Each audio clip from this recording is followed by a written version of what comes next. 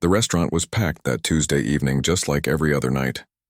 Claire weaved between tables with practiced ease, balancing 3 plates on her left arm while mentally calculating which table needed refills. The noise was the usual symphony of clinking glasses, laughter, and overlapping conversations that she'd learned to tune out years ago. She'd been working at the Sterling for almost 4 years now. It was one of those upscale places where business deals happened over expensive wine, and people celebrated anniversaries they'd almost forgotten about until last week. The kind of place where the lighting was just dim enough to be romantic, but bright enough that everyone could see what they were eating. Claire knew every corner of this restaurant, every quirk of the kitchen staff, and exactly which tables tipped well. What most people didn't know was that before all this, before the apron and the aching feet and the smile that sometimes felt painted on, Claire had a completely different life planned out. She'd spent 12 years studying piano. 12 years of early morning practice sessions, competition weekends, and dreams of concert halls. Her teacher used to say she had something special in her playing, something that went beyond just hitting the right notes at the right time. But life has a funny way of changing your plans whether you're ready or not. When she was 19, everything fell apart at once. Her dad got sick, the kind of sick that comes with hospital bills that pile up faster than you can count them. Her younger sister was still in high school. Her brother was just starting middle school, and suddenly someone needed to be the adult in the family. Someone needed to work, to pay bills, to make sure there was food on the table and that the lights stayed on. Claire made the choice that felt like the only choice at the time. She set aside the scholarship letters, ignored the calls from her piano instructor, and found a job. Then another job. Then she found the Sterling, where the money was decent enough to actually make a difference. That was a decade ago. Her dad eventually recovered, though he was never quite the same. Her sister graduated college last year and was doing well in Seattle. Her brother was thriving in his senior year of high school. Everyone was okay now. Everyone except maybe Claire, who'd somehow forgotten to pick up her own dreams again once the crisis passed. The piano in the corner of the restaurant mocked her every single shift. It was a beautiful instrument, a glossy black grand piano that probably cost more than she made in 2 years. The owner had bought it from some estate sale, thinking it would add class to the place. For a while, they'd hired someone to play soft jazz during dinner service. But that pianist had moved away 8 months ago, and they'd never bothered to replace him. Now it just sat there, collecting dust and compliments. Customers would sometimes run their fingers across the keys, taking photos with it, treating it like an expensive decoration. Every time Claire walked past it, she felt this weird tightness in her chest. She'd catch herself looking at it during quiet moments, remembering how her fingers used to dance across keys just like those, how music used to be the language she spoke most fluently. Her coworker Danny knew about her background. He'd overheard her humming Beethoven once while she was rolling silverware, and wouldn't let it go until she admitted she'd studied piano. He'd begged her to play the restaurant piano dozens of times, but she always refused. It felt too vulnerable, too much like opening a door she'd worked hard to keep closed. Besides, she was rusty. Really rusty. She still had the old keyboard in her apartment, the cheap electric one she'd bought at a pawn shop. Late at night, when she couldn't sleep, she'd sometimes sit and play with the volume turned down low so the neighbors wouldn't hear. But it wasn't the same. The keys didn't respond the same way, didn't have the weight and sensitivity of a real piano, and she couldn't remember half the pieces she used to know by heart. Her fingers would stumble over passages that used to flow like water. Some dreams, once you set them down, get heavy, too heavy to pick back up. Claire grabbed the water pitcher and made her rounds, refilling glasses and checking if anyone needed anything. Table 7 wanted more bread. Table 12 was ready for their check. Table 3 was still deciding between the salmon and the chicken, even though they'd been staring at the menu for 20 minutes. This was her life now, and most days she was okay with it. Most days she didn't think about what could have been. Most days the piano in the corner was just furniture, nothing more. But tonight felt different somehow. There was an energy in the restaurant she couldn't quite place. Maybe it was the weird mix of customers. They were expecting some big reservation in the private section, some important businessman who'd rented out half the restaurant for a dinner party. The manager had been stressed about it all week, making sure everything was perfect. Claire didn't pay much attention to that kind of thing. Rich people came and went. They ate expensive food, drank expensive wine, and left tips that ranged from surprisingly generous to weirdly stingy, with no correlation to how good the service actually was. After 4 years, she'd learned not to get too invested in trying to figure them out. She dropped off the bread at table 7 and was heading back to the kitchen when she nearly collided with her manager, Helen. The older woman looked more frazzled than usual, her carefully styled hair starting to come loose from its pins. "Claire, I need you on the private section tonight," Helen said, not quite meeting her eyes. "I know it's not your usual area, but Jessica called in sick and you're the only one I trust not to screw this up." Claire nodded. "Sure, no problem. What's the deal with this group anyway?" Helen lowered her voice even though they were standing in a relatively quiet corner. "Tech guy. Made billions with some app or company or something. Apparently he's weird but tips like crazy if everything goes well. Just be professional, be attentive, and for the love of everything, don't let them run out of wine." "Got it. Weird tech billionaire, keep the wine flowing, don't screw up. Anything else?" "Just be yourself. You're good at this job, Claire. You make people comfortable. That's why I picked you." Claire felt a small flush of pride at that. Helen wasn't usually the warm and fuzzy type. She must really be nervous about this dinner. The private section was separated from the main dining room by elegant wooden dividers that gave the illusion of privacy while still keeping the space open. When Claire pushed through with her order pad and her professional smile, she found about 12 people already seated around the long table. They were a mix of ages and styles, from 20-somethings in startup hoodies to older folks in actual suits. And at the head of the table sat a man who looked nothing like what she'd expected. He was probably in his 40s, wearing jeans and a simple button-down shirt, with glasses that kept sliding down his nose. He was laughing at something someone had said, a genuine laugh that crinkled the corners of his eyes. This was the billionaire everyone was so nervous about. He looked like someone's favorite uncle. Claire took a breath and stepped forward to introduce herself, not knowing that this dinner, this night, this random Tuesday in October, was about to change absolutely everything about her carefully constructed life. Sometimes the moments that matter most don't announce themselves. They just happen, quiet as a whisper, while you're busy making other plans. The piano in the corner sat silent, waiting, but not for much longer. Claire introduced herself to the table with the practiced warmth she'd perfected over 4 years of serving people who mostly didn't remember her name. The group was animated, clearly in the middle of celebrating something. She caught fragments of conversation about launches and user numbers and market share. The kind of tech talk that always sounded like a foreign language to her. The man at the head of the table, the one Helen had been so nervous about, looked up at her with a friendly smile. "Hi Claire, I'm Robert. Thanks for taking care of us tonight. We're probably going to be loud and annoying, so I apologize in advance." She relaxed a little. He wasn't what she'd expected at all. "Loud and annoying is pretty much our specialty here. You'll fit right in." He laughed at that, and so did a few others at the table. Good start. The dinner service went smoothly. Robert's group was actually one of the easier tables she'd had all week. They knew what they wanted, they were polite, and they seemed to genuinely be having a good time rather than just going through the motions of a business dinner. Claire found herself actually enjoying serving them, something that didn't happen as often as it used to. She was clearing the appetizer plates when Robert suddenly stood up, tapping his wine glass with a fork to get everyone's attention. The table quieted down, and so did some of the nearby tables in the main dining room. He had that kind of presence even though he wasn't trying to. "So before we get too deep into celebrating, I want to say something," Robert began, looking around at his team. 5 years ago, we were working out of my garage with 3 laptops and a dream that most people thought was crazy. Today we hit 10 million users. That's 10 million real people using something we built. The table erupted in cheers and applause. Claire stepped back to give them space, smiling at their genuine excitement. Whatever they'd built, they clearly cared about it. Robert waited for the noise to die down. "But here's the thing I've been thinking about lately. Success isn't just about numbers. It's about moments.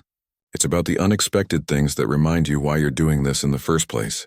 He paused, and his eyes drifted to the piano in the corner. Claire felt her stomach drop even before he started speaking again.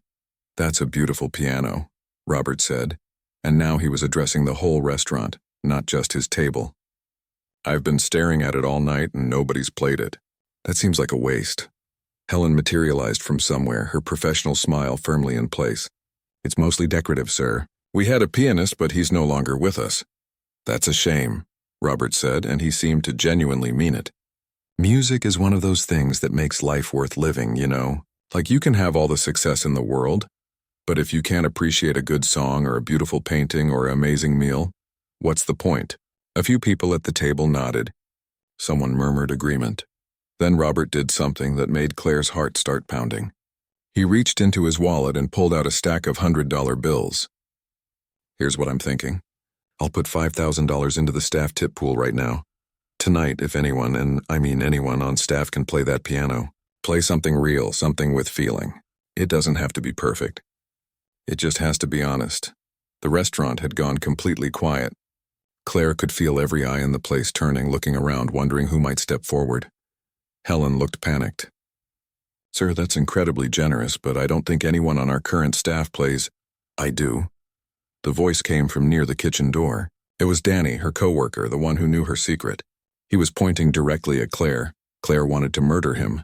She shot him a look that she hoped conveyed exactly how dead he was going to be once this shift was over. He just grinned at her, completely unrepentant. Claire used to study piano, Danny continued, loud enough for everyone to hear. Like, seriously study it. She's amazing. Now everyone was looking at her. The whole restaurant. Robert's entire table. Random customers who'd been minding their own business 30 seconds ago. Helen looked shocked. Claire felt her face burning. Is that true? Robert asked, his expression curious and kind. You play? Claire wanted to disappear. She wanted the floor to open up and swallow her whole. I mean, I used to. A long time ago. I'm really not. How long ago? Robert interrupted gently. 10 years. Maybe more. I haven't really played in front of anyone in... Would you try? The question hung in the air. It wasn't demanding. It wasn't pushy. Robert was just asking like he was genuinely curious what might happen. Like it wasn't a big deal either way, but it was a big deal. It was a huge deal. Claire felt like she couldn't breathe. I don't think that's a good idea, she said, trying to keep her voice steady. I'm really rusty. I'd probably embarrass everyone. Including myself, Robert smiled. You know what I've learned about taking risks? The embarrassing moments make the best stories later, plus that $5,000 is real. Your coworkers would probably appreciate it. Claire glanced around. She could see the other servers watching, trying not to look too hopeful. $5,000 split among the staff would mean a couple $100 each at least. That was significant money for people making what they made. Danny gave her an encouraging thumbs up. Helen looked like she was trying to telepathically communicate something, though Claire couldn't tell if it was please do this or please don't cause a scene. I'm in my work uniform, Claire said weakly, grasping at any excuse. I'm literally wearing an apron. So, Beethoven probably wore an apron sometimes, or, I don't know, whatever the 1800 version of an apron was. Does it matter what you're wearing? He had a point. A ridiculous point, but a point nonetheless. Claire looked at the piano. It sat there in its corner, silent and waiting, just like it had been for months. How many times had she walked past it? How many times had she felt that little ache of longing and pushed it down? What if I'm terrible? She asked quietly. Robert shrugged. Then you're terrible. But at least you tried. At least you did something brave. That's worth more than being perfect. Something about the way he said it made Claire's resistance start to crumble. Maybe it was the genuine kindness in his voice. Maybe it was the way he wasn't making it about him or his money, but about the act of trying itself. Maybe it was just that she was tired of walking past that piano and feeling like a ghost of who she used to be. Okay, she heard herself say. Okay, I'll try. But I'm warning everyone right now, this might be a disaster. Robert started clapping and his whole table joined in. A few other customers applauded too, caught up in the moment. Claire felt like she was moving through water as she untied her apron and handed it to Danny. You're still dead, she whispered to him as she passed. Worth it, he whispered back. The walk to the piano felt like a mile. Claire was aware of every eye on her, every person watching and waiting. Her hands were shaking. When was the last time she'd been this nervous? Maybe never. Even in competitions as a kid, she'd never felt quite this exposed. She sat down on the bench and immediately felt how wrong she looked. Her work clothes, her hair pulled back in a messy ponytail, her hands that smelled like French fries and dish soap. This wasn't how pianists were supposed to look. This wasn't how she'd imagined herself when she used to dream about performing. The keys were cool under her fingers. She touched them lightly, getting a feel for the action, the weight. It was a nice instrument. Better than nice, actually. Whoever had bought this piano had known what they were doing. Claire's mind raced. What should she play? She couldn't remember most of the competition pieces she'd learned years ago. The nocturnes? Too complicated, she'd mess them up for sure. Something simple? But simple might seem like she wasn't really trying. She decided on a compromise. A Chopin prelude, one of the shorter ones. She'd played it hundreds of times as a teenager. Her fingers should remember it even if her brain didn't quite. She took a breath and began. The first few notes came out uncertain, tentative. Her timing was off, her fingers clumsy on keys that felt both familiar and foreign. She could hear every mistake, every hesitation. This was exactly what she'd been afraid of. She sounded like someone who used to play, not someone who could play. In the back of her mind, she heard her old teacher's voice. Don't think about the notes. Feel the music. Let it move through you. But how could she feel anything except terror right now? How could she relax when dozens of people were watching her fail at something she used to be good at? She pushed through the prelude, rushing some parts, stumbling over others. When she finished, there was polite applause. The kind of applause that says, "Nice try, thanks for attempting that." Claire started to stand up, ready to escape back to the safety of taking orders and refilling water glasses. She'd tried. She'd been terrible, just like she'd predicted. At least it was over. "Wait," Robert called out. "That was nice, but I don't think that was really you playing." Claire froze halfway off the bench. "What do you mean?" "I mean, you were playing the notes, but you weren't really there. It was like watching someone go through the motions. Play something else. Play something that means something to you. I don't know what you— Yes, you do. There's something you're thinking about right now. Some piece of music that matters to you. Play that." Claire sat back down slowly. Her heart was hammering again, but for a different reason now. There was something.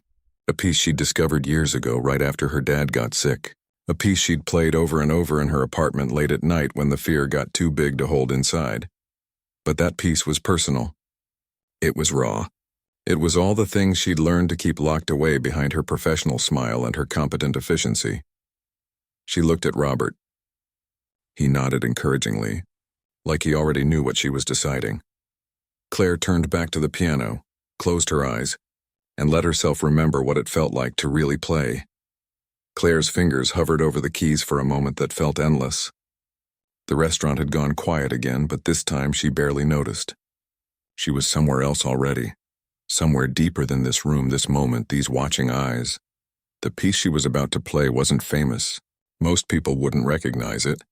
It was a lesser-known work by Rachmaninoff, one of his elegies.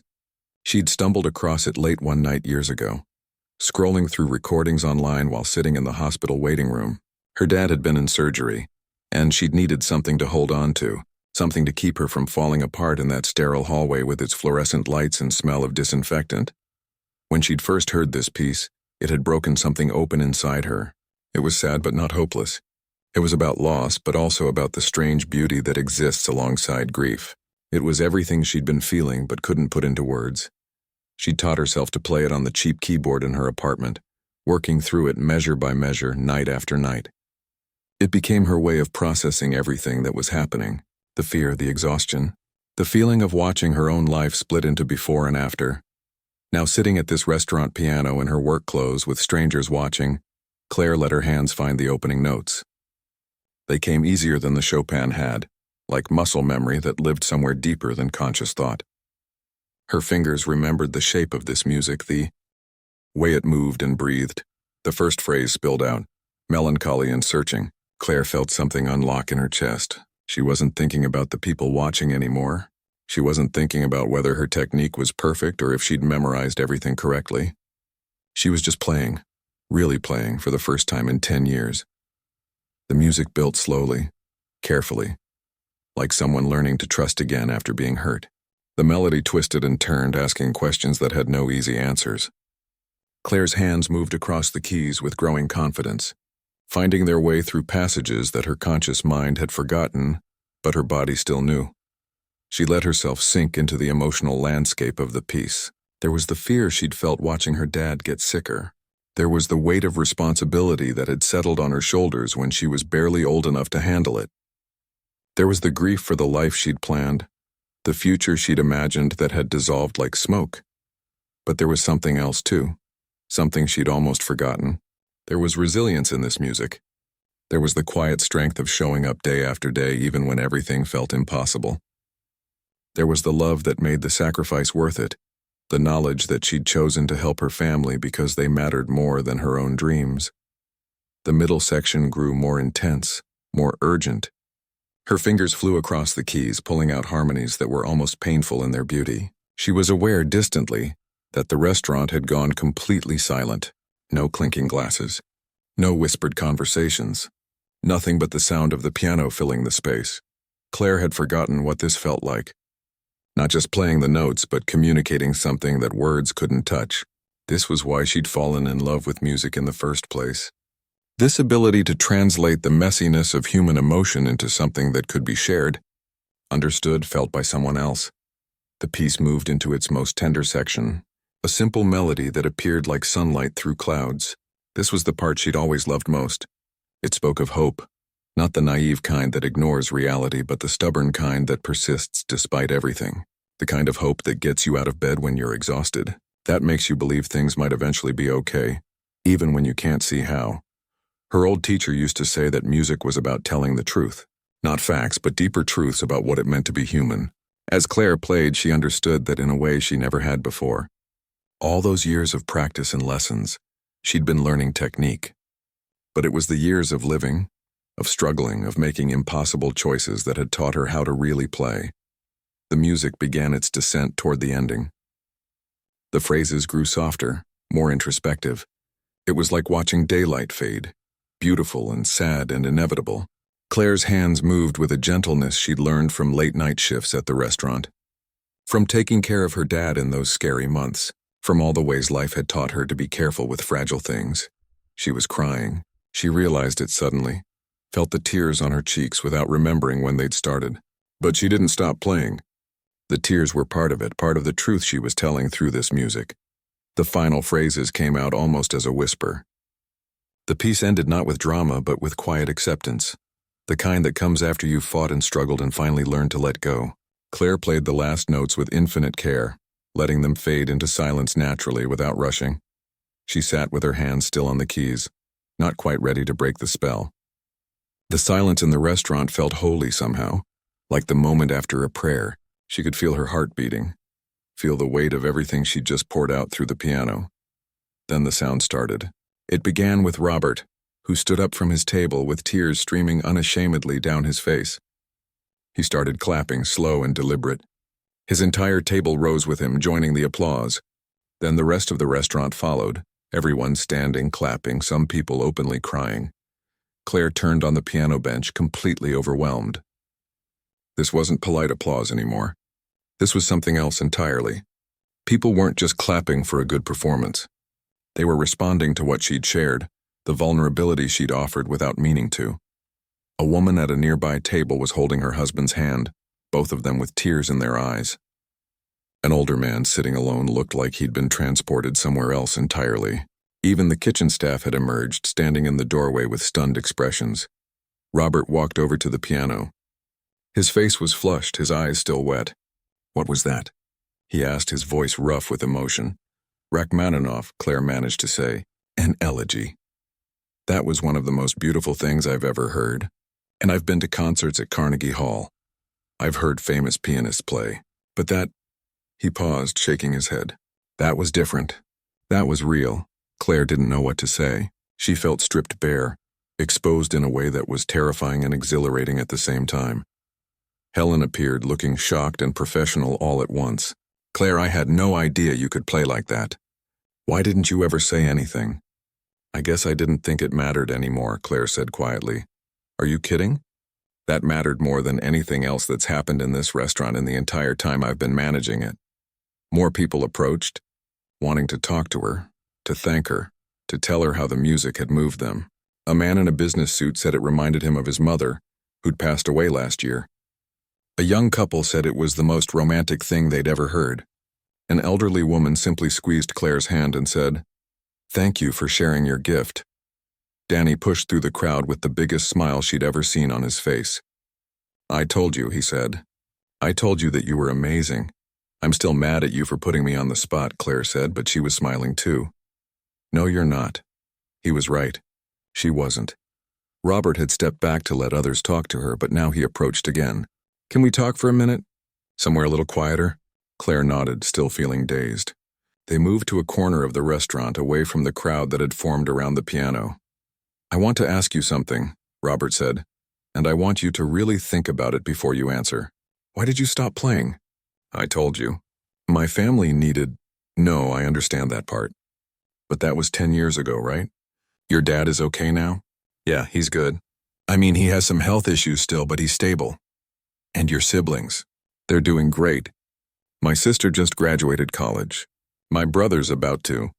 So why are you still here? Why are you still serving tables instead of playing piano? Claire opened her mouth to answer and found she didn't have one ready. I guess I don't know. It's been so long. I'm not at the level I used to be.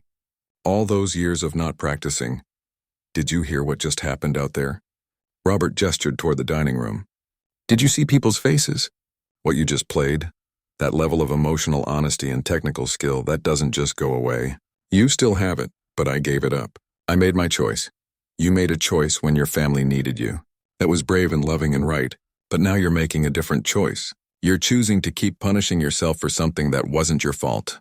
You're choosing to stay small when you could be so much more. His words hit harder than Claire expected. She felt defensive and exposed all at once. It's not that simple. I can't just suddenly become a concert pianist. That world moved on without me.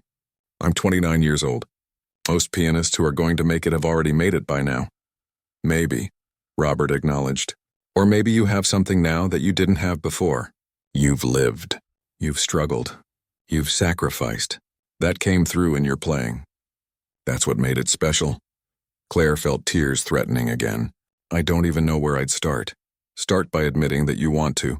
Start by being honest about what you gave up. Start by forgiving yourself for being human.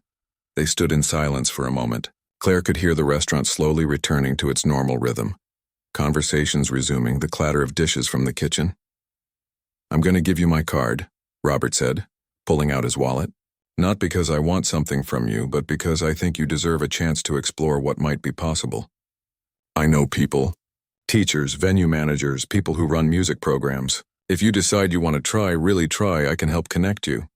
He handed her a business card. Claire took it with shaking hands, and the $5,000, she asked, goes to the staff like I promised. You earned it. They earned it for working with someone who has this much talent hidden away.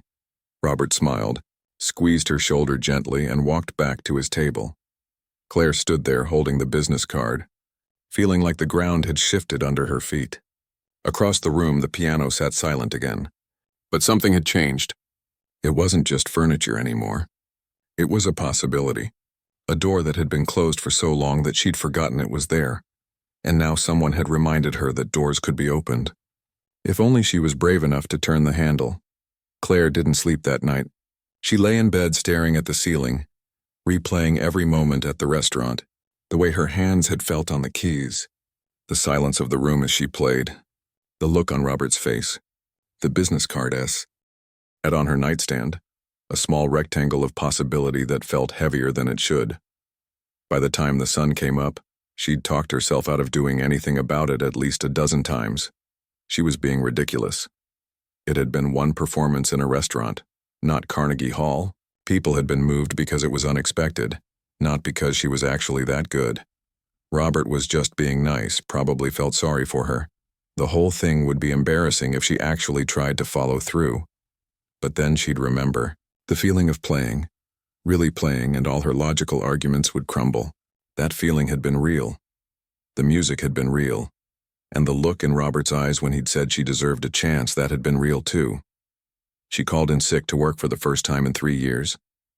Helen sounded concerned, asked if she was okay. Claire said she just needed a personal day, promised she'd be back tomorrow. After she hung up, she stared at Robert's business card for another 20 minutes before finally, hands shaking, sending him an email. His response came within an hour. He was excited, he said. He'd already reached out to a few people. Would she be free for coffee that afternoon? The coffee shop Robert suggested was nice, the kind of place where people worked on laptops and the baristas knew everyone's order. He was already there when she arrived, 2 cups on the table in front of him. "I guessed you were a cappuccino person," he said, smiling. "Was I right?" "Close enough," Claire said, sitting down. She wrapped her hands around the warm cup, needing something to do with them. "So I've been thinking," Robert started, then paused. "Actually, before I say anything, I need to ask you something. Do you want this? Really want this? Because if you're just being polite or feel obligated because of what happened last night, we can just have a nice coffee and go our separate ways." Claire took a breath. "I'm terrified. I keep thinking of all the reasons this is a bad idea, but yeah, I want it. I want to try. I just don't know how." "Okay, good. Because I made some calls this morning and I think I might have something." He pulled out his phone and showed her an email. "This is from a friend of mine who runs a music program for adult learners. Not amateur hour stuff. Serious training for people who want to pursue music professionally, but came to it later or are coming back to it after time away. It's small, selective, but she's interested in meeting you." Claire felt her heart start racing. "Based on what? She hasn't even heard me play." "Based on what I told her about last night. And because someone I know was at the restaurant. They filmed part of your performance on their phone." "What?" Claire felt panic rising. "Someone filmed me?" "Don't freak out. They asked me if it was okay to post it, and I said absolutely not without your permission. But they sent me the video, and I sent it to my friend. Claire, you need to see how many views it already has just from the people who were there sharing it." He turned his phone toward her. The video was shaky, started halfway through the piece, but the audio was clear enough. She watched herself playing, saw the concentration on her face, heard the music filling the space. The comments below were overwhelming. "This made me cry and I don't even know why. Who is this woman? She needs a record deal. I was there. It was even more incredible in person. This is what real music sounds like." Claire felt dizzy. How many people have seen this? About 50,000 in the last 12 hours. And it's accelerating. 50,000. Claire couldn't process that number. 50,000 people had watched her play. 50,000 people had heard her pour out her heart on that piano. "There's more," Robert continued gently. "I've gotten messages from 3 different venues asking if you'd be interested in performing. Small places, nothing huge, but legitimate venues, and a guy who runs a music blog wants to interview you. This is insane. This is completely insane. I played one piece in a restaurant. You did more than that. You connected with people. That's rare, Claire. That's valuable. The technical skill can be developed, refined, polished. But what you did last night, that emotional honesty, that can't be taught." Claire's mind was spinning. This was moving too fast. Yesterday, she'd been a waitress. Today, she was apparently viral and had venue offers. "I know this is overwhelming," Robert said, reading her expression, "and I'm not trying to pressure you. But opportunities like this don't come around often. My friend wants to meet you this week. Just meet her, talk to her, see what you think. No commitment beyond that. Can you do that?" Claire nodded, not trusting her voice. The meeting happened 2 days later at a brownstone in a quiet neighborhood. The woman who answered the door was maybe 50, with kind eyes and silver hair pulled back in a practical ponytail. She introduced herself as Patricia and led Claire into a room that was clearly a music studio. There was a beautiful grand piano, comfortable chairs, and walls lined with books about music theory and composition. "Robert sent me the video," Patricia said once they'd sat down. "I've watched it probably 20 times now. You have something special." "I'm really rusty, though," Claire said quickly. "I haven't had formal training in 10 years. There are probably tons of technical things I'm doing wrong." "Probably," Patricia agreed, and Claire appreciated that she didn't try to pretend otherwise. "But technique can be fixed. What you have, that core of authentic musical expression, that's much harder to develop. Tell me about your training." They talked for over an hour. Claire explained her background, her years of study, why she'd stopped, what the last decade had been like. Patricia listened without judgment, occasionally asking questions, making notes on a pad of paper. "Here's what I'm thinking," Patricia finally said. I run a program that's specifically designed for people in your situation. Adults who have serious musical training and talent, but need to rebuild their technical foundation and professional skills. It's intensive. 3 days a week, 4 hours each day. We work on technique, repertoire, performance practice, even the business side of being a musician. I have a job, Claire said. I can't just quit. I have rent, bills. I know. Most of my students work part-time. Some have families. We schedule around real life because we understand that adult students have responsibilities. Patricia paused. But I'm going to be honest with you, Claire. This won't be easy. You'll be working harder than you probably ever have. You'll have to be humble enough to fix bad habits and brave enough to be vulnerable in front of people. And there's no guarantee of where it leads. Some of my students go on to professional performance careers. Others end up teaching or doing studio work or finding other ways to incorporate music into their lives. But all of them are happier for having tried. Claire thought about the last 10 years. The feeling of walking past that piano every shift. The late nights playing her cheap keyboard with the volume turned down low. The part of herself she'd locked away because it hurt too much to acknowledge. How much does it cost, she asked. Patricia named a figure that made Claire's stomach drop. It was more than she could possibly afford on a waitress salary, even with the tips from the sterling. I know that's a lot, Patricia said. But I have some scholarship funds available. And Robert has offered to sponsor you. What? No, I can't let him do that. Why not? Because it's too much. Because I barely know him. Because I can't be in debt to someone like that. Patricia smiled. Robert isn't asking for anything in return, if that's what you're worried about. He sponsors several artists through a foundation he runs. He believes in investing in talent. He thinks you're worth the investment. Claire felt tears starting again.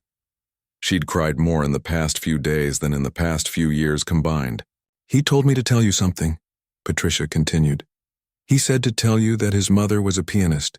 She gave it up to raise him and his sisters, always said she'd get back to it someday.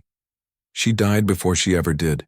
He said watching you play reminded him of her, of how much talent the world lost because she never got her someday. And he doesn't want that to happen to you. The tears spilled over. Claire wiped at them, embarrassed but unable to stop. So, Patricia said gently, do you want to try? Claire thought about her dad, who was healthy now, who kept asking when she was going to do something for herself. She thought about her sister and brother, both building their own lives, both telling her she'd done enough and needed to chase her own dreams now. She thought about the 10 years she'd spent putting everyone else first, which had been the right choice but didn't have to be the only choice forever. She thought about the feeling of her hands on the piano keys 2 nights ago, the way the music had poured out of her like water finding its way to the sea, the way it had felt like coming home to a place she'd forgotten existed. Yes, Claire said. Yes, I want to try. Patricia smiled. Good. We start Monday. The next few weeks blurred together in a whirlwind of change. Claire cut her hours at the Sterling to part-time, enough to cover her basic bills but leaving room for the program. The staff had heard about the viral video, treated her like a minor celebrity, which was both flattering and embarrassing. Helen had been surprisingly supportive, even rearranged the schedule to accommodate her. The classes were brutal. Patricia had been right out that. Claire's technique was rustier than she'd realized. Her sight reading was terrible. She'd developed bad habits from years of playing without guidance.